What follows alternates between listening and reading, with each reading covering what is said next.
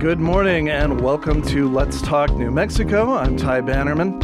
Everybody loves libraries. This is not controversial. Most of us have fond memories of finding treasures in the book stacks. Generations of New Mexicans have used them to read and check out books for over a century. But there is so much more to a modern library than books.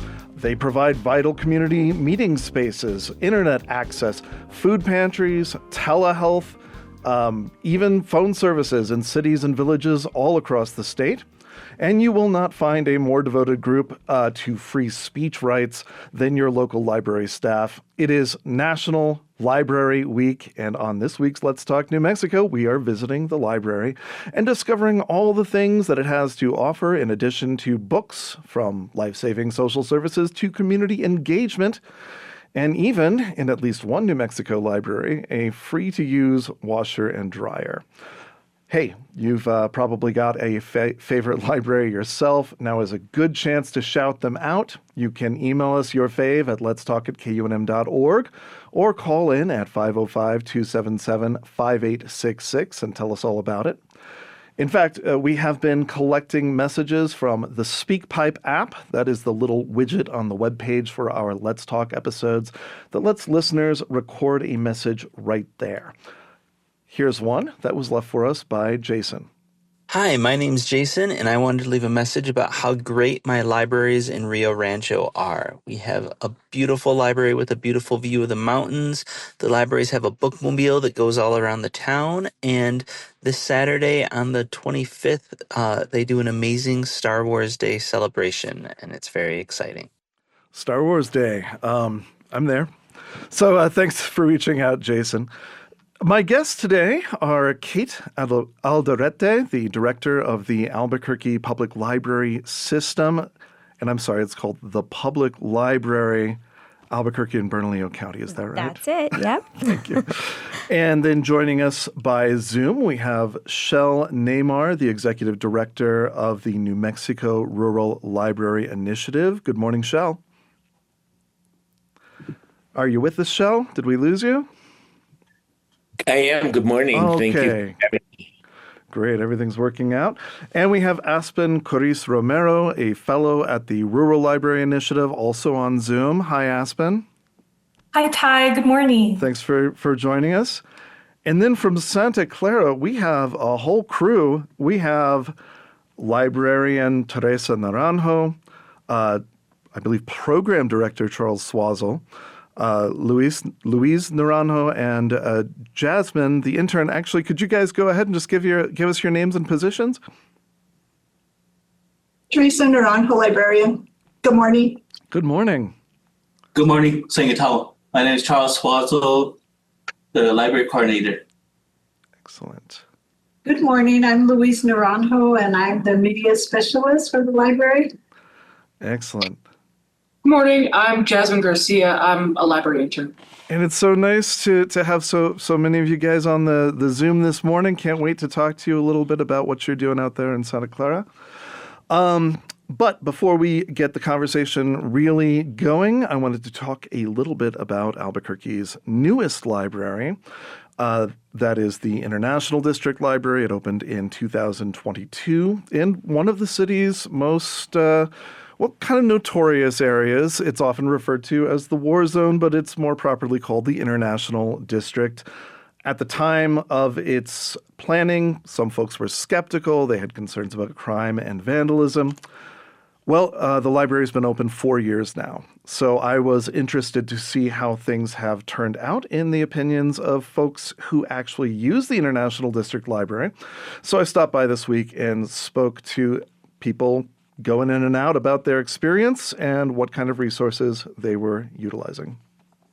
I work for the local radio station, 89.9 KUNM, and we are... Listen to that all the time. Oh, great. Why do you have a gun? So it's not a gun. It's actually a microphone. It's called a shotgun microphone, which is kind of funny, but it lets me point at who I'm talking to, and then I can hear them on the tape.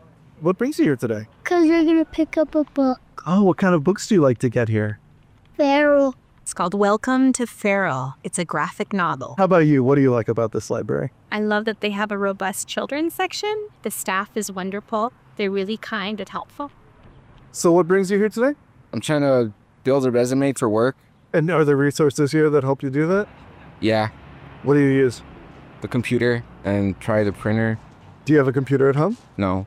Okay, so this is really helpful. Yeah, last time they helped me make a resume. So we're just in a hurry. We're trying to go to the job fair.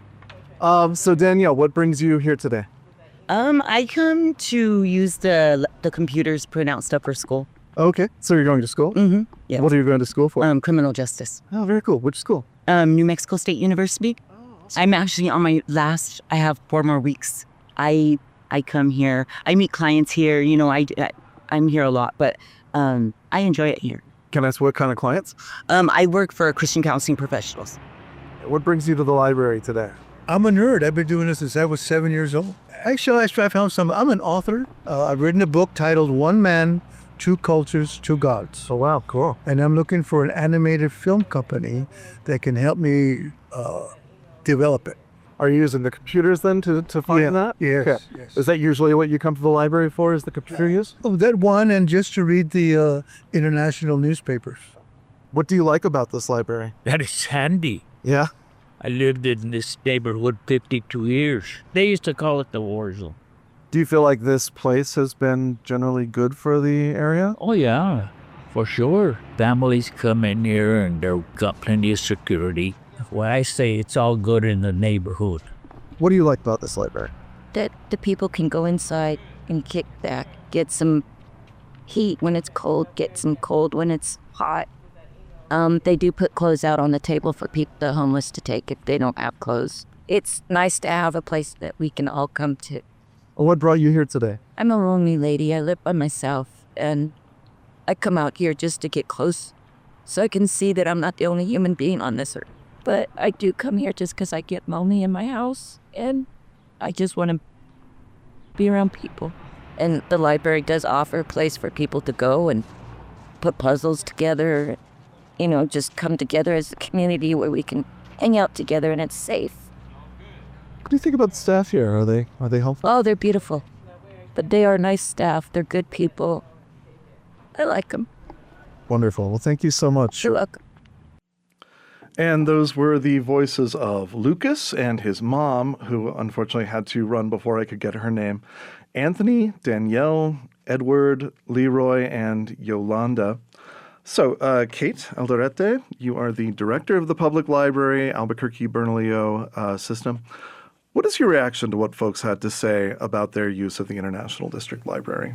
Yeah, God, that was like really good for the soul. I'm like doing my best not to choke up because that is exactly what the public library is in all neighborhoods. But I mean, all I can think of is just in that sound clip, the diversity of folks in general, but then the diversity of their use of the library. We had professionals who were continuing their education and meeting with clients, kids, which you see in the neighborhood a lot. And we have a fantastic children's section at that branch. I love hearing that resumes are being built on our computers and that they're seeking help from the staff. Just doing school, and then the sense of community, which is what a modern library really is. You know, we're not just a place where books exist or computer use exists. It's a place where you can be with people, you can be with peers, you can be with all walks of life. And that was really, really beautiful. I'm glad that I got to hear that as the director. I have to say, that was a small sampling. I was out there for over an hour talking to folks. Everybody was really positive and all kinds of things being done over there. Looks like we have a phone call already. We got one from Stephanie at Cochiti Lake. Good morning, Cochiti. Good morning, Stephanie. What is it you'd like to add today? Good morning. First, I want to put in that I've been a donor to KUNM for about 25 years. Thank you so much. So I love KUNM almost as much as I love libraries.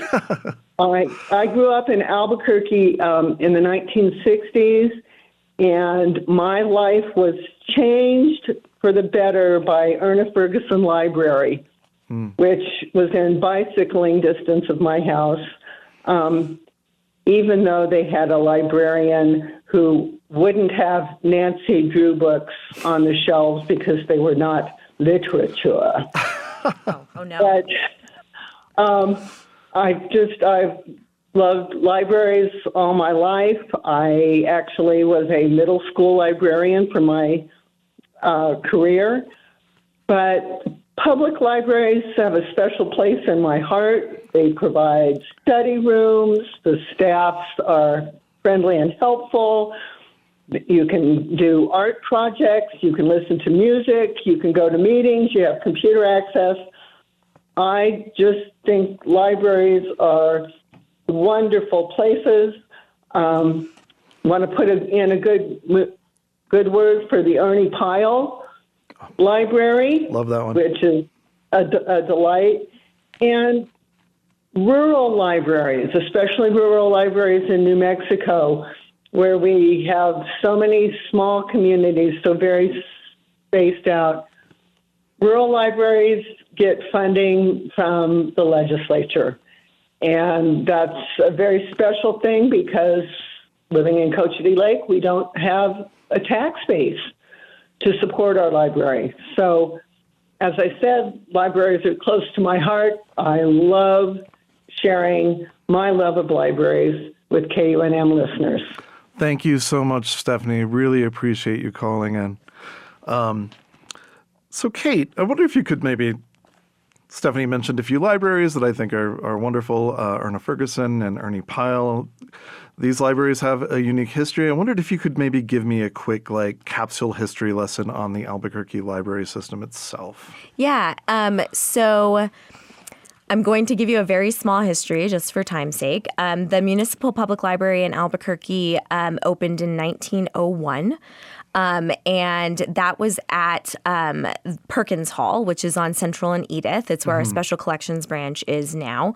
There was actually a fire there, and the Special Collections branch, as it is currently, was opened in 1925. So it is 101 years old. Right, that particular building. Yeah, and that was our first real community space and public library in Albuquerque.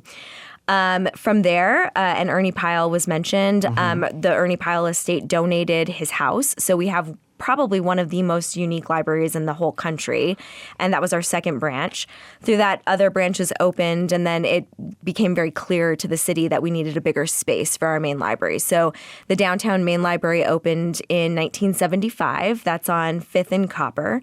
It's currently our main branch. It's where the administrative headquarters for the library system are.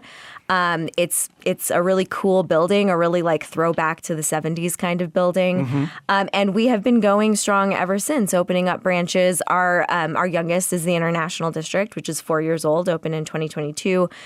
We just celebrated our Central and Unser branch library opening. That was 10 years old. So we have just varying branches, literally from 101 years old to 4 years old. So how many branches are there?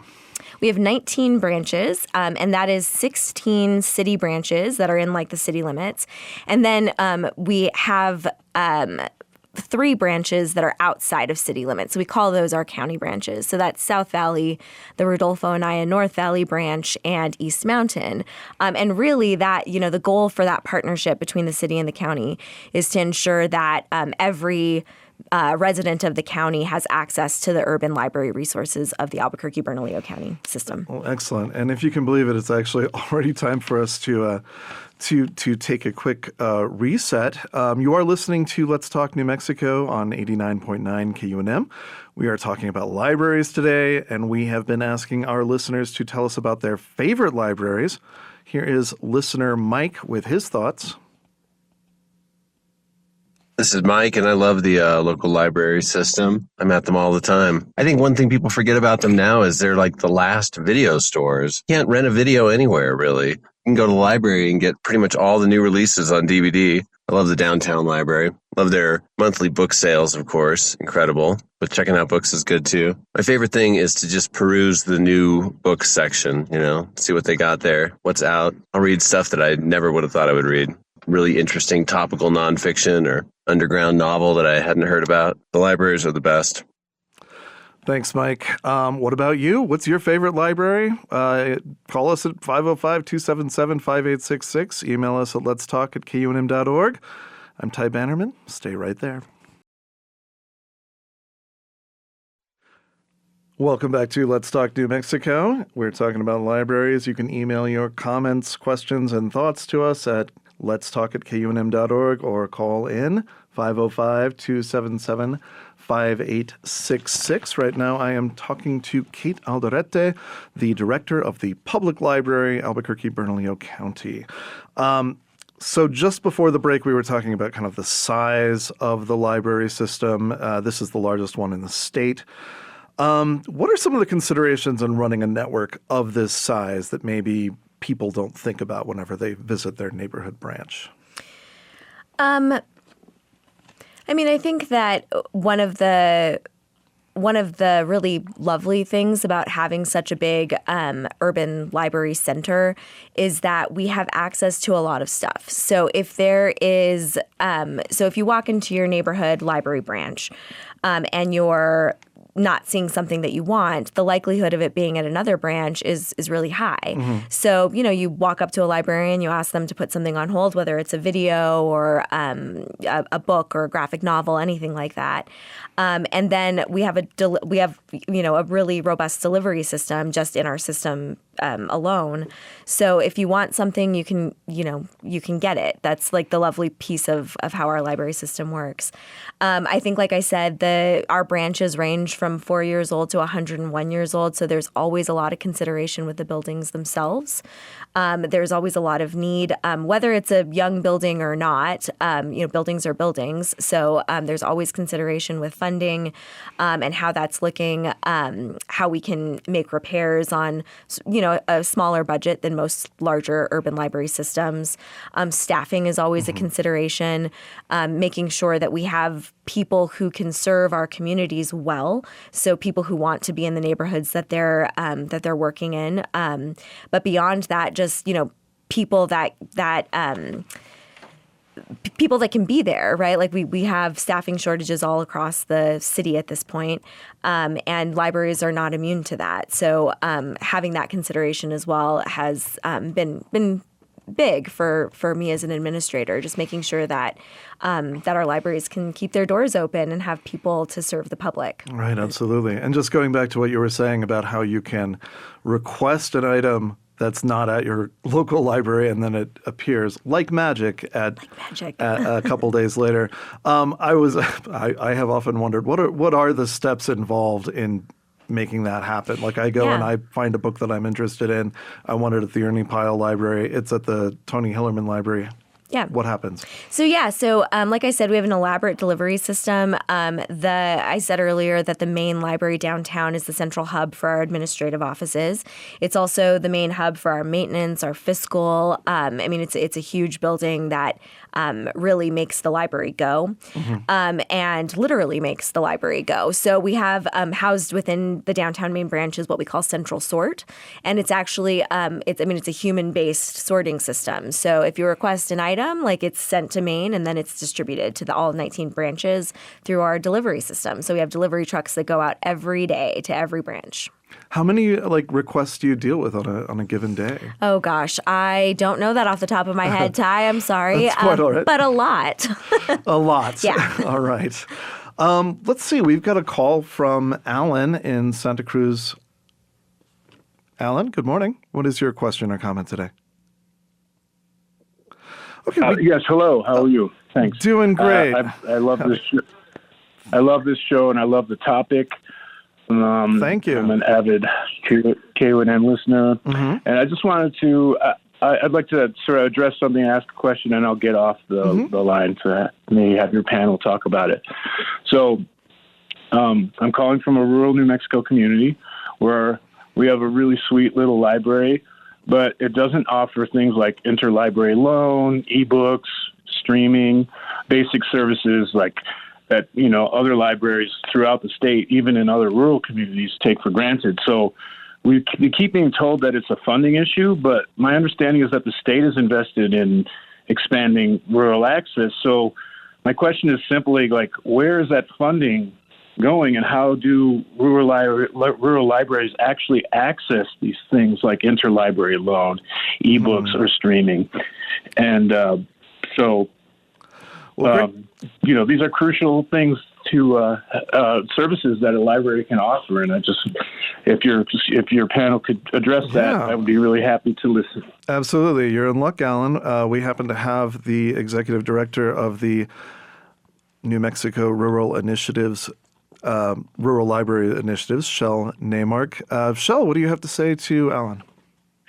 Hi, Ellen. Thanks for your question. So there is an endowment in the state. Each rural library that's eligible, there's about 60 of them, will receive about $27,000 from the endowment this year.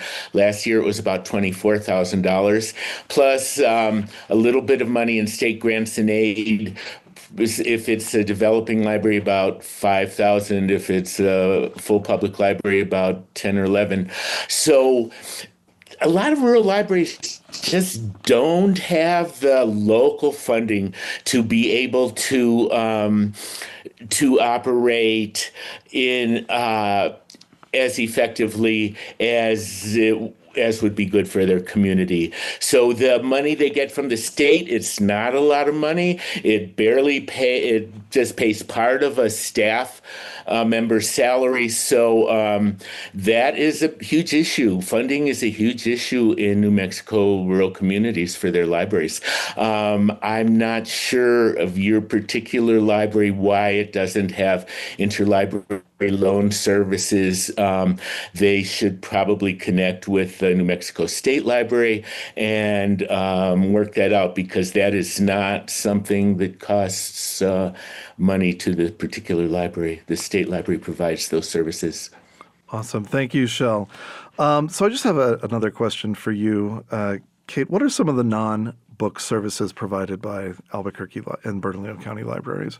Yeah, I think we kind of heard it a little bit in the questions and clips, but I love the idea that we're like the last video store, because it's totally true. We invest in DVDs because we know that a lot of people don't have streaming services in their homes. So, the ability to connect with movies and media in that way, ebooks, audiobooks, beyond those types of pieces of media. We also we have a library of things in our own way. So we have our seed library at the South Broadway branch that happens twice a year. And that's like actual seeds that you grow things with. Yeah. You can go get a packet of seeds and then garden them, which is really cool. And food and wildflowers and things like that. We also provide birding kits. We have a library of ukuleles. Yeah. Did you know that? No. Yeah, you can go and check out a ukulele from your library and learn how to play the ukulele, which as someone who does play the ukulele, or at least pretends to play the ukulele, it's a really cool it's a cool thing to not have to invest in an instrument if you can just check it out from the public library if you're just exploring that. We have beyond that, we do programs. We offer meeting rooms, meeting space, computers, high Wi-Fi. So there's a lot to the public library. And then, like one of your interviews on the street, the ability to just connect with people is also part of how we operate in the community. Excellent. We have another message. This one is from Brian. My favorite library is the Fine Arts Library on UNM campus. One of the reasons I love that library is its open plan makes it feel really spacious. And it's on the 4th floor of the building that it's in, so it has a tremendous view of the Sandias as well. It's just a really scenic place to be, but also the collection itself is really inspiring with its art books, music, and films.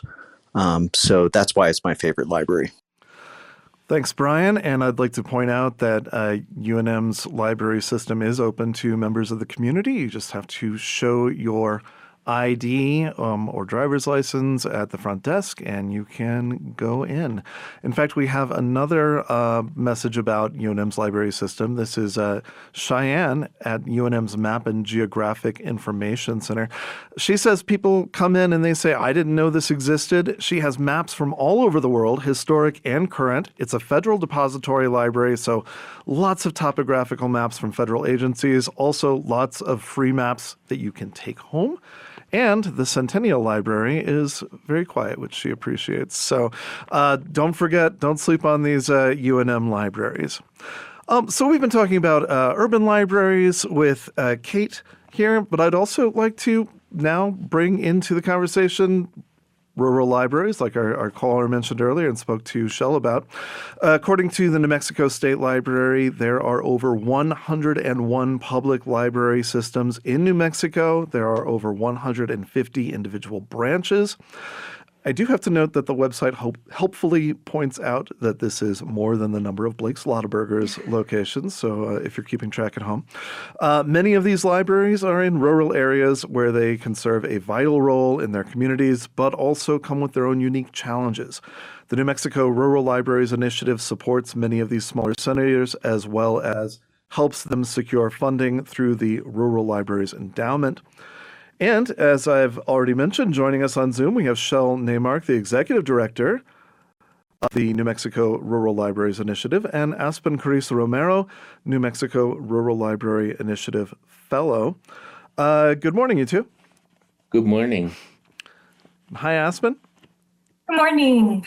So, Shell, I wanted to talk to you a little bit more about the role that the Rural Library Initiative plays in supporting rural libraries.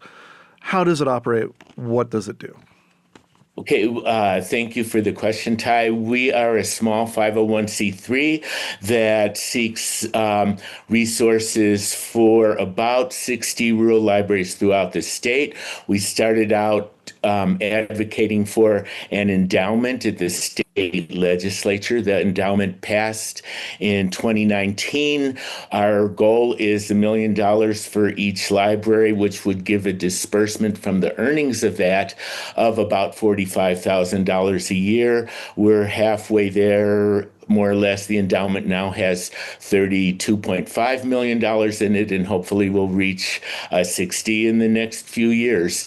The reason we do that is because rural libraries are under-resourced. There's not a tax base, as Stephanie from Cochiti Lake mentioned, and so we want the state to come forward and help support rural libraries, and that was the intention of the endowment. And the reason it's important is in rural areas, libraries are often the only services available to the communities. As you mentioned before, telehealth booths, third space, a place for people to gather, to get to know their neighbors. And as you said, some of them have food pantries or food distribution.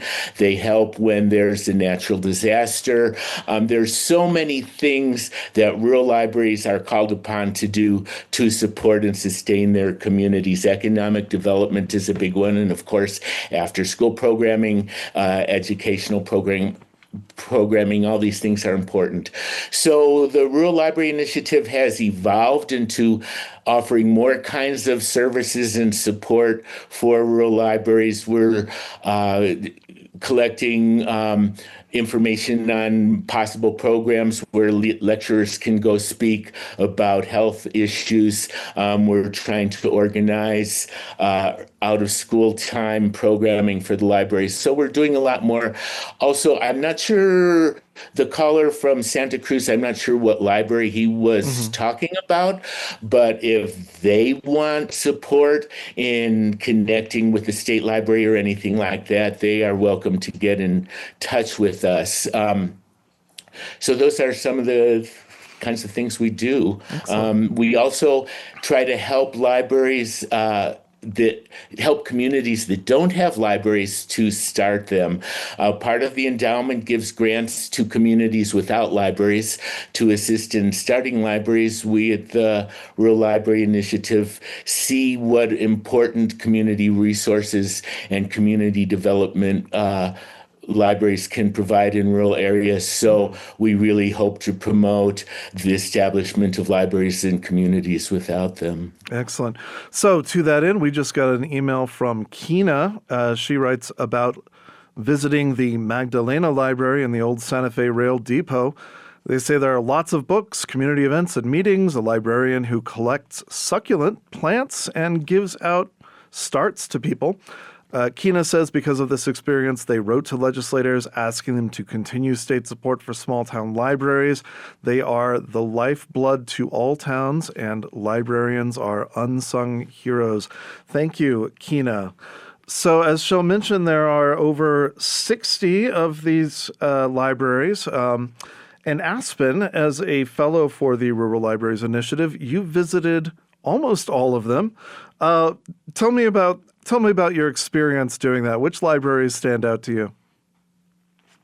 That is such a difficult question, Ty. I get asked that all the time. Like, do I have a favorite? It's hard to pick a favorite because something that I've realized visiting all these libraries is that each of them is unique. Each of them is different. They're very responsive and have a finger on the pulse of their community and are able to kind of shift and change or are flexible in that way, and responsive to the needs of the people that they serve. But I've visited pretty much all of the libraries that we work with, and I've gotten to see and talk with staff and hear about the wonderful programs that they're offering. And it's really challenged, I think, my own preconceived notions of libraries and what libraries are all about. And what I've come to kind of see is that libraries promote learning as something that is lifelong. It's not something that we just do in school. It's something for everybody of any age. And it's really expansive, especially when we think about literacy. Literacy is a lot more than just, being able to read and comprehend a piece of writing. It's a lot deeper. There's a lot of subcategories of literacy that libraries have been focusing on. Financial literacy is a huge one. A lot of libraries will bring in people to speak about budgeting, loans, interest, that kind of thing. Digital literacy is huge in libraries, offering one-on-one help to folks on computers with their phone, also hosting workshops on those topics. Information legal workshops is another big one. End of Life Options New Mexico comes to a lot of libraries and presents on issues of death and dying. New Mexico Legal Aid also offers workshops at a lot of these rural libraries. Health literacy is huge. We have libraries that do mobility classes with senior citizens focused on fall prevention. And I could just really go on and on and on, but it's really expanded my perception of libraries. And I think that that's something that I want people to kind of think more about is, go to your library and kind of see all that they have to offer. You might be surprised. Excellent. And we are lucky enough to have a group of folks from Santa Clara Pueblo Library on the line with us today. That would be Teresa Naranjo, Charles Swazzle, Luis Naranjo, and I'm sorry, I did not catch Jasmine's last name, but I'd like to ask you guys, as a rural library at the Santa Clara Pueblo, how is it that you try to incorporate services that really suit the community that you're working in? So our community is a tribal library. We're a public library. So we work really closely with our schools, our local schools, the Head Start FACE program, and K through 6 classes across the street come weekly. And then we also serve the senior citizens and everyone in between. So we are working with them to provide culturally relevant materials, which includes materials from our archive about tribal history, tribal leaders. And this past week, we had a visitor from California who brought some photos back of Santa Clara Pueblo from the 40s. Oh, wow. So we got to sit here and invited the community members whose families were working up in Los Alamos during that time. And so they graciously donated the photos to our archive. And we have a lot of students coming in who are doing projects now on their own tribe, Santa Clara Pueblo. So it's really important that we gather that information for them because we're the first point of resource for those kind of materials. Other public libraries don't have those. Our school across the street relies very heavily on our materials because their curriculum focuses on our history and our community. So that's how we kind of meet those unique needs. Well, thank you so much for that answer.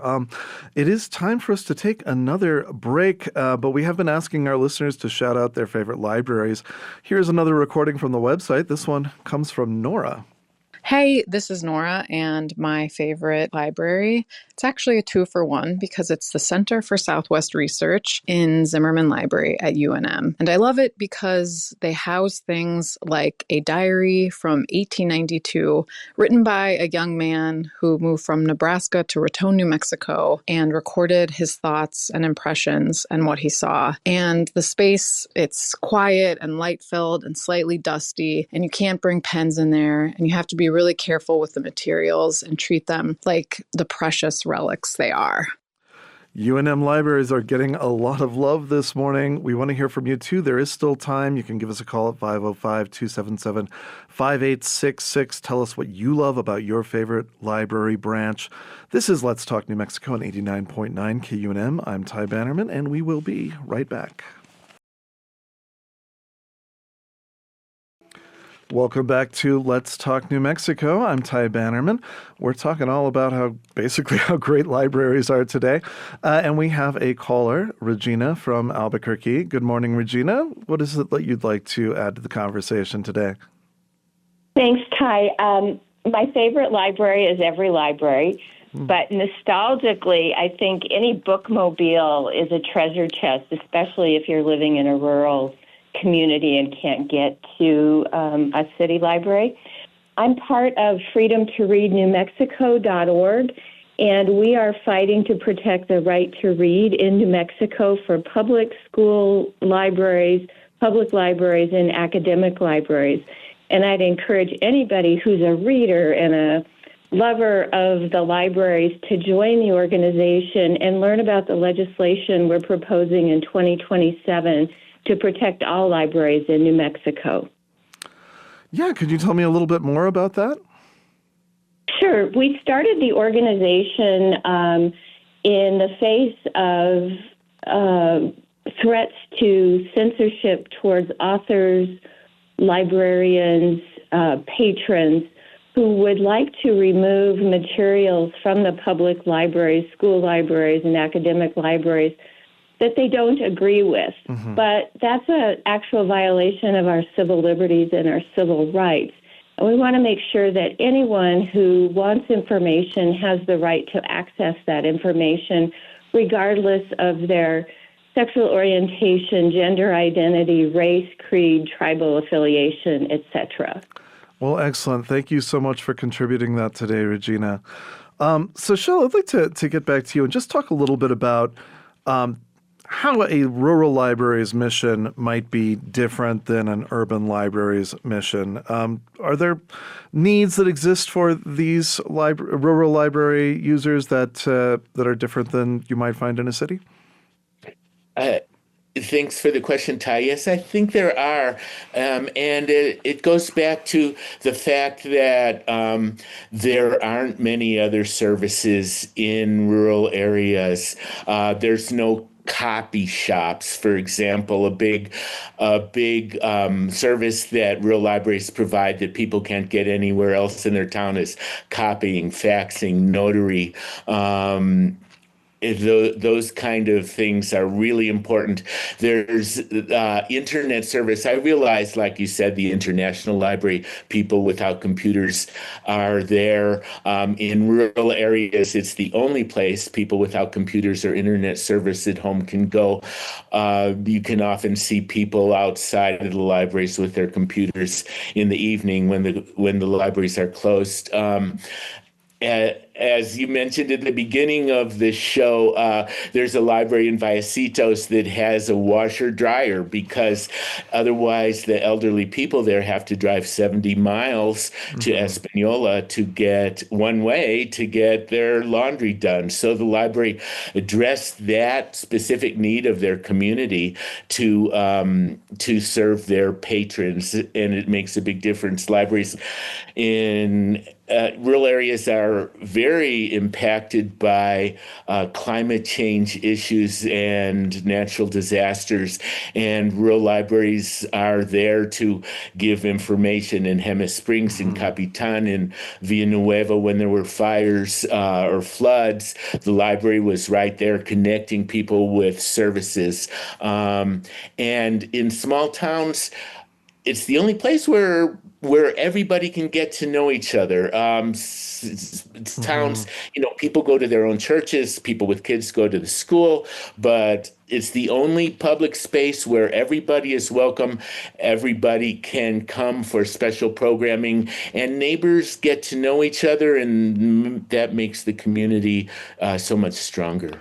Excellent. Okay, Teresa Naranjo and the Santa Clara Pueblo Library crew, I wonder if you could talk a little bit about the social aspect of running a library in a smaller community. Hi, yeah, sure. I'd like to have Charles speak to that. Certainly. This is Charles Swazzle. You're the program director with the Santa Clara Pueblo Library. Is that right? Yes, thank you, Tom. Good morning. Just like everybody's saying, we adapt to the community and the needs of what they need at that certain time, I guess you could say. So basically, like how everybody say, library brings the community together. Here in the Pueblo, we do have from our FACE program to our 6th grade to high schoolers to even our elderlies coming to listen, to get caught up in the world, to read books. We do have a lot of elderlies coming in, so we'll give them a little programming of the computer age, I guess you could say. That's the main issue that we see a lot, and saying, well, how do we use a computer? How do we turn it on? Simple things like that, way down to even sending emails or even telehealth, like you guys said before. So we adapt a lot to what our individuals come in to ask us to do. Excellent. Thank you, Charles. And then Kate Alderete, the director of the Public Library, Albuquerque and Bernalillo County. So you've actually worked in a more rural library system yourself. You were the director of the Taos Library System. How was the transition coming from a rural library to running the largest library system in the state? Well, I had one more step between Taos and Albuquerque, which was as deputy state librarian. But in my portfolio for that position, I was head of the rural library work that the state library does, including bookmobiles, actually, for a shout out to Regina.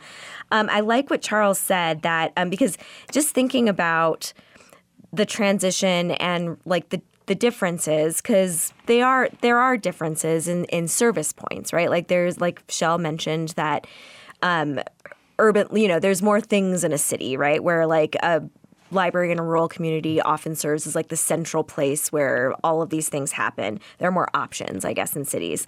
But what just came to mind as I'm reflecting on Charles and Teresa and Shell is that the one common denominator is the librarians. So Charles said something like, we adapt to our communities. That is absolutely true. And that's part of how it's one of the reasons that libraries are one of the oldest institutions in the world, rural, urban, whatever that looks like.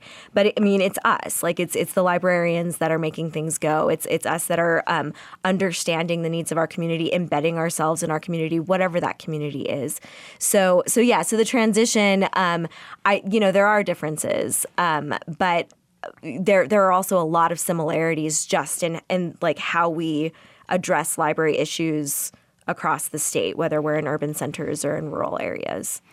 So something that I've been wondering as we're all speaking here today is how did you guys all get into libraries in the first place? I wondered if maybe, Teresa, you could start us off just talking about what got you involved in libraries. How did you become a librarian at the Santa Clara Pueblo?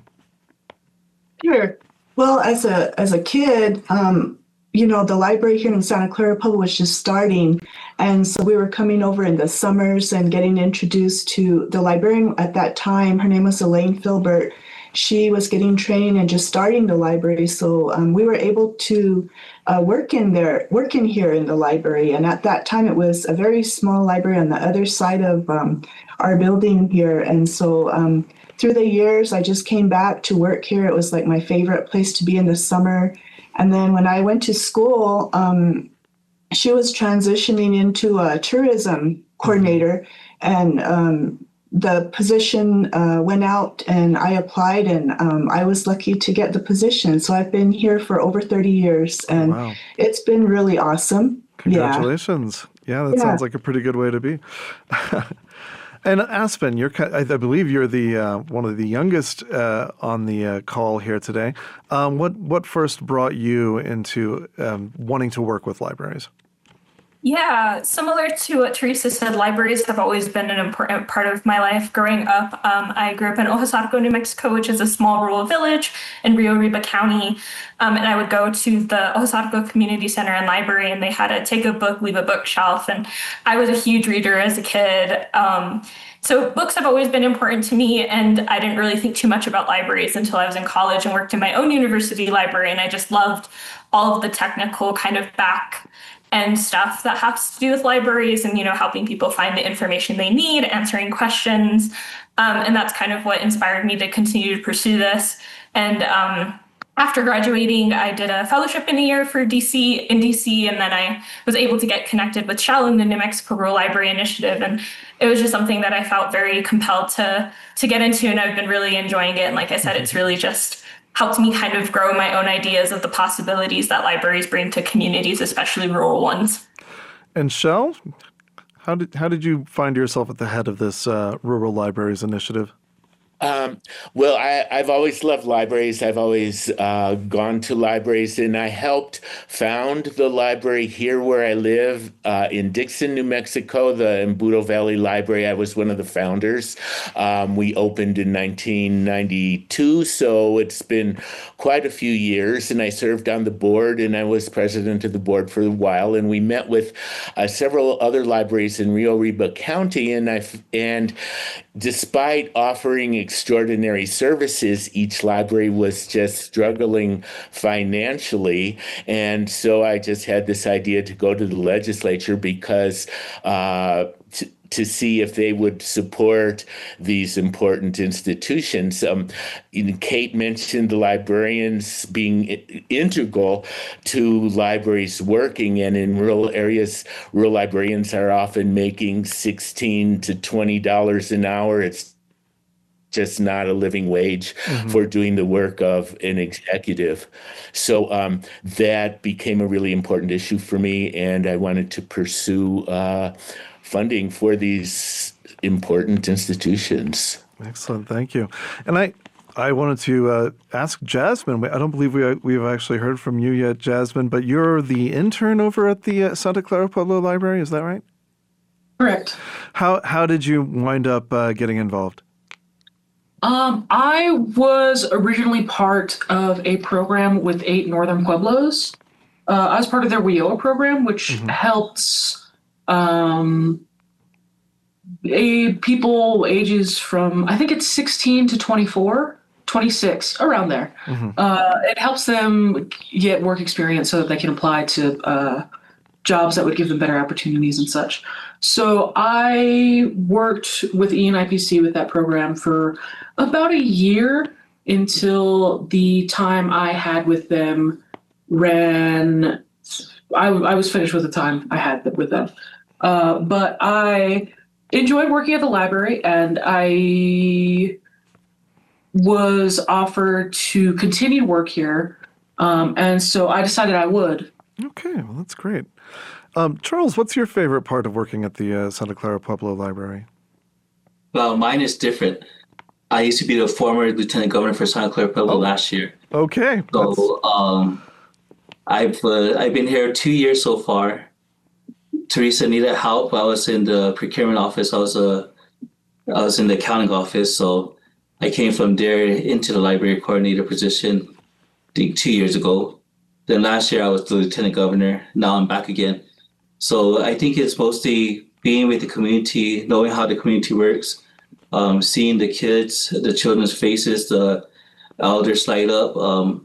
Like we said, we're a small community, but we all know each other in some part or some position that we held before we moved into the library. So, and growing up right next door, I was here when I was growing up also at the library. So I understood where Teresa was coming from. And like you said, adapting is a big issue that we have in libraries now. We are looking at a lot of our libraries are small, couple rooms. We're looking to expand our library, but we don't have the funding to expand it yet. Right. That's the biggest issue that we see now is the funding that we need to grow with the modern times, I guess you could say. We want to offer a 3D printing class. We want to offer computer classes. We want to offer community space so that people can come in and do exactly what we're doing now. Pick up a big computer up and say, hey, I want to do a job interview. I want to do the telehealth. Maybe I can stand up. I can show my doctor stuff. So it's a big issue, and I really enjoy working here because we connect with the community. We have our kids, we have our elders, like I said before, and that's a big part of what a library is. It's just one big heart for the community. I love that. And Shell, speaking of funding, so I know recently you went to the legislature. I think you were asking for $29 million for the Rural Libraries Initiative. It wound up going down to $2 million. How does that affect your work going forward, that reduction?